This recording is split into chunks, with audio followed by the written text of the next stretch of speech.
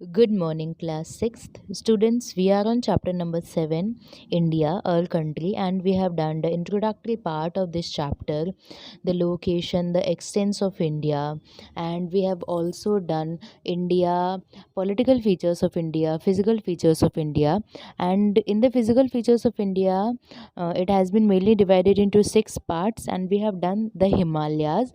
Now, only one topic is left, that is importance of Himalayas. So let's start with this topic. Point number 1, the Himalayas stand as protective barrier in the north. The glaciers of the Himalayas are the source of the permanent rivers of northern India. सो जिस तरीके से हमारे अगर motorcycle या फिर scooty पे हमारे mother father travel करते हैं तो ठंड में जब वो स्कूटी चलाते हैं तो स्कूटी चलाने की वजह से जो सारी की सारी जो ठंडी हवा है वो उनको क्रॉस करती हुई हम तक पहुंच नहीं पाती है। तो उसी तरीके से वो हमें ठंडी हवा से बचाते हैं। तो जो हमारा हिमालयाज़ है that you can see in the northern part of India, north east and north western part of India, some glimpse.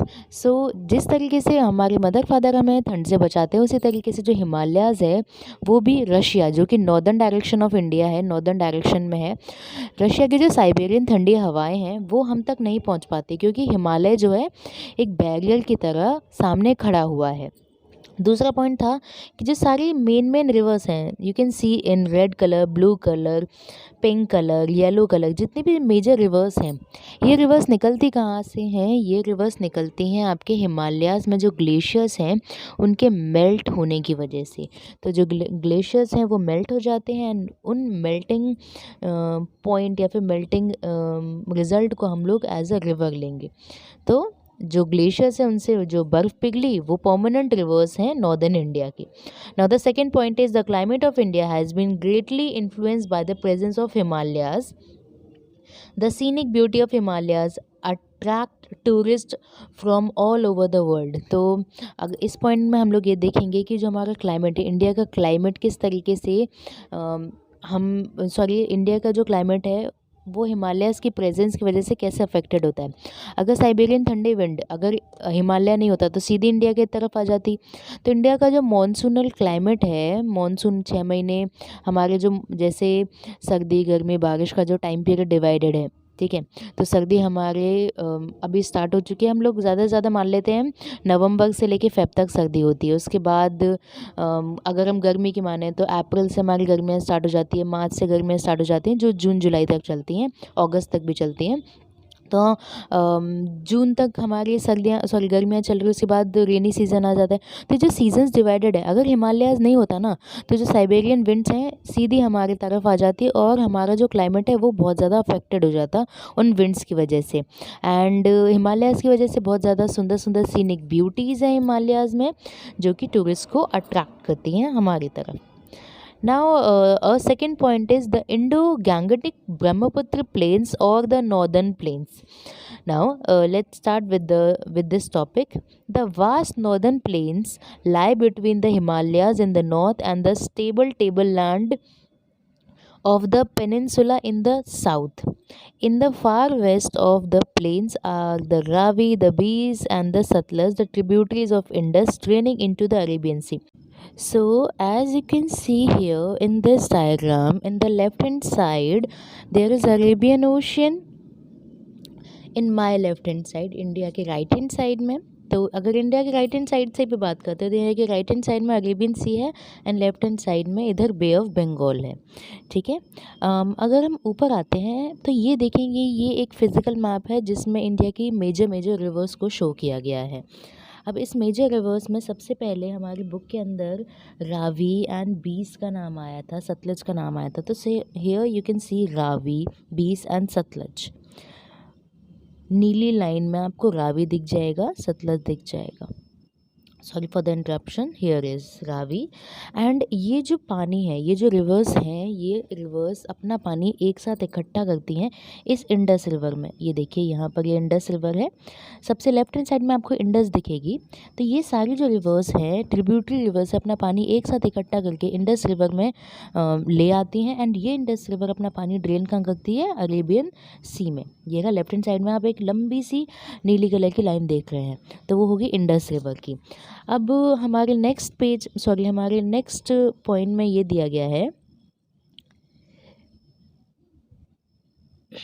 Last line देखेंगे अभी। The Ganga and its tributaries like Yamuna, Gandak, Kosi cover the central and eastern part of the plain. अब अगर इसको हम लोग map में देखते हैं तो यहाँ सेंट्रल पॉइंट से उत्तराखंड लिखा है, बिल्कुल सेंटर में देखेंगे उत्तराखंड के गंगोत्री ग्लेशियर से गंगा रिवर निकल रही है। अब यहाँ पर आपको सेंटर में गंगा रिवर दिख जाएगी, यमुना दिख रही है, गंगा दिख रही है, गोमती दिख रही है।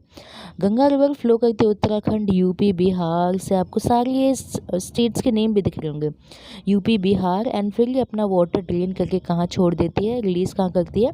बे ऑफ बंगाल के अंदर। तो आपको यहाँ पर गंडक दिखेगी, नेपाल के बिल्कुल नीचे गंडक है, गंडक घाघरा। एंड गंडक के बिल्कुल राइट हैंड साइड में ऊपर कोसी भी है। तो ये सारी जो ट्रिब्यूटरी रिवर हैं, ट्रिब्यूटरीज रिवर होती क्या है? ट्रिब्यूटरीज रिवर एक बड़ी नदी की कुछ सहायक नदियाँ जो कि उसमें मिल जाती हैं जाके। जैसे कोई एक हाईवे है, हाईवे जा रहा है, बड़ा सा हाईवे, उसमें अगर कोई छोटी सी रोड मिल गई तो वो रोड उस हाईवे की ट्रिब्यूटरीज हो जाती है। तो ट्रिब्यूटरीज मतलब कोई बड़ी नदी की सहायक छोटी छोटी नदियाँ। तो हमने यहाँ पर गंगा की बात कर ली। अब उसके बाद लास्ट लाइन में हम लोग देखेंगे, further east lies the Brahmaputra and its tributaries. The Brahmaputra is also known as Tsangpo in Tibet and Dihang in Arunachal Pradesh, as Brahmaputra in Assam and as Jamuna in Bangladesh. अब देखिए यहाँ पर बहुत सारे नाम आ गए ब्रह्मपुत्र रिवर के। तो ब्रह्मपुत्र को राइट हैंड साइड में नेपाल, भूटान, हमने आपको थम्स अप स्टेट बताया, उसके ऊपर में देखेंगे यार्लुंग सांगपो ब्रह्मपुत्र लिखा है। तो हमारी बुक के अंदर ये मेंशन डिटेल्ड है, ये डिटेल मेंशन है दैट ब्रह्मपुत्र जो है ईस्ट डायरेक्शन में इंडिया के। देख लिया हम लोगों ने, ईस्टर्न डायरेक्शन कौन सा? ये वाला डायरेक्शन, सॉरी ईस्टर्न डायरेक्शन में है ब्रह्मपुत्र इंडिया के। ये एक लाइन हो गई हमारी। Sorry, the Brahmaputra is also known as Tsangpo. अब अगर चाइना से निकल के आती है ब्रह्मपुत्र, ऊपर हम चाइना देख सकते हैं, तो जब ये चाइना से निकल के आती है तो चाइना में इसका नाम अलग हुआ ना। अब चाइना में जो नाम होते हैं वो इंडियन नेम्स तो होते ही नहीं, चाइना की, जापान की, इंग्लैंड की, यूएसए की, अलग अलग रिवर्स के नाम उनके ही जो पर्टिकुलर लैंड एरियाज है उनसे इन्फ्लुएंस होके होते हैं। तो जैसे हमारी गंगा हो गई, वहाँ पर गंगा का नाम गंगा नहीं बोलेंगे, किसी और नाम से ले लेंगे, तो उनकी नदियों का नाम अलग है, हमारी नदियों का नाम अलग है। तो जो ब्रह्मपुत्र है जब वो चाइना से निकलती है उसका नाम है सांगपो। आप लोग मैप में देख सकते हैं सांगपो ब्रह्मपुत्र। फिर वो राइट हैंड साइड चली जाती है और अरुणाचल प्रदेश से और असम से होती हुई ये डायरेक्ट नीचे जाती है बांग्लादेश में। पिंक कलर में आपको बांग्लादेश दिख जाएगा नीचे, ठीक है। अब यहाँ पर लिखा है इसका नाम सांगपो है चाइना में। जैसे ही वो अरुणाचल प्रदेश में उसकी एंट्री होती है इधर, अब अरुणाचल प्रदेश में उसका नाम दिहांग हो जाता है। एंड जैसे ही वो असम की तरफ पहुँचती है बिल्कुल सेंटर में, तो आपको इसका नाम ब्रह्मपुत्र दिख रहा होगा, ठीक है। और फिर जैसे ही वो बांग्लादेश में जाती है इसका नाम जमुना, पद्मा नाम से अब ये बे ऑफ बंगाल में गिरती है। तो ब्रह्मपुत्र एक ऐसी रिवर है जिसके अलग अलग स्टेट्स में एंड अलग अलग कंट्रीज़ में 3-3, 4-4 नाम हो रहे हैं, okay. Now the last line, the northern plains are formed by deposition or by the three main river system, the Indus, Ganga and the Brahmaputra. अब इस लाइन की बात करें तो जो हमारी नॉर्दर्न प्लेन्स हैं, हमने नॉर्दर्न माउंटेनियस रिवर की बात कर ली, ओके। हमारा जो मेन टॉपिक है वो है इन नदियों के द्वारा जो लाया गया पानी है, जो सैंड है, जो सिल्ट है, वो जब जम जाता है तो वो जो इलाका होता है वो नॉर्दर्न प्लेन्स के नाम से जाना जाता है। अब ये नॉर्दर्न प्लेन्स बनते कैसे हैं? ये नदियाँ अपना सिल्ट एंड इसके अंदर हम लोगों ने देखा क्या क्या लेके आती हैं, सैंड, सेकेंड लाइन देखेंगे, sand, silt, clay brought down from the Himalayas by the permanent river. 3 नदियों के नाम ऊपर देख लिए, कौन कौन से रिवर्स हैं जो ये सब चीज़ें लेके आती हैं और जमा कर देती हैं। Permanent rivers from this vast alluvial plains. And ये जो मिट्टी है, ये जो मिट्टी लेके आती हैं ऊपर माउंटेनियस रीजन से, ये इतनी ज़्यादा उपजाऊ होती है कि यहाँ पर एग्रीकल्चर बहुत ज़्यादा देखने को मिलता है। The tributaries of Ganga, the Indus and the Brahmaputra have also contributed to the formation of the northern plains। अब ये देखिए, ये वाले इलाके हैं ऊपर से लेके, अगर हम राइट हैंड साइड तक जाएं तो ये वाले इलाकों में बहुत ज़्यादा खेती देखने को मिलती है। ये सारी की सारी रिवर या तो लेफ्ट में है या तो राइट हैंड साइड में होकर बे ऑफ बंगाल में गिर रही है। तो हमारा राजस्थान बिल्कुल अछूता है, तो राजस्थान में अच्छी खेती बहुत कम देखने को मिलती है। वहीं यूपी में बात कर लो, पंजाब में बात कर लो, आप बिहार, वेस्ट बंगाल में बात कर लो, बहुत ज़्यादा अच्छी खेती देखने को मिलती है क्योंकि जो सॉइल है वो बहुत ज़्यादा फर्टाइल होती है। Now the last paragraph, the Ganga and the Brahmaputra meet in Bangladesh as Padma and discharge into the Bay of Bengal at their mouth where they meet the sea. They form the triangular shaped Sundarban Delta. It is the biggest delta of the world. तो हमने ये देखा, जो अभी हम अपने left और right hand side की बात करते हैं, हमारे लेफ़्ट में गंगा रिवर है बांग्लादेश के लेफ़्ट में, और बांग्लादेश के राइट हैंड साइड में ब्रह्मपुत्र रिवर है।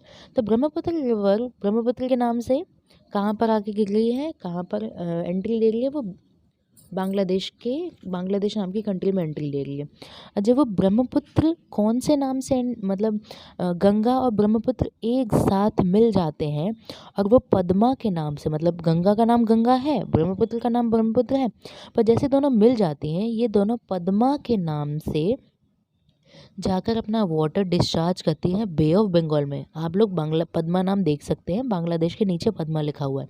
तो ये पद्मा कौन सी दो रिवर्स का मिक्सचर है, गंगा का है और ब्रह्मपुत्र का है। एंड अभी ये जब पानी डिस्चार्ज कर रही है, इस पानी के डिस्चार्ज होने की वजह से एक डेल्टा की फॉर्मेशन होती है, ठीक है। उस डेल्टा का नाम है सुंदरबन डेल्टा, और ये सुंदरबन डेल्टा दुनिया का सबसे बड़ा डेल्टा है। Now, importance of northern plains. The northern plains are vast, fertile lowland. They are most productive regions. The fertile alluvial soil and the rivers favor cultivation. As we all know, productive है यहाँ का reason, fertile land है, cultivation बहुत ज़्यादा होता है। अब इतना ज़्यादा कल्टिवेशन होता है क्योंकि ये एरिया फूड बोल, अगर हम बोलें खाने की, भोजन की कटोरी के नाम से जाना जाता है, क्योंकि यहाँ इतना ज़्यादा कल्टिवेशन होता है due to these rivers, because of these rivers. Hence they are the most densely populated regions of the India. बिल्कुल सही बात है, जहाँ आपको रिवर्स देखने को मिलेंगी, जहाँ आपको कल्टिवेशन देखने को मिलेगा, वहीं जाके रहना चाहेंगे, न कि किसी डेजर्ट वाले इलाके में। So by this topic we have completed second physical features of India, which is the northern plains. In the next class we will discuss the Thar desert or the Great Indian Desert and rest of the physical features of India. Thank you.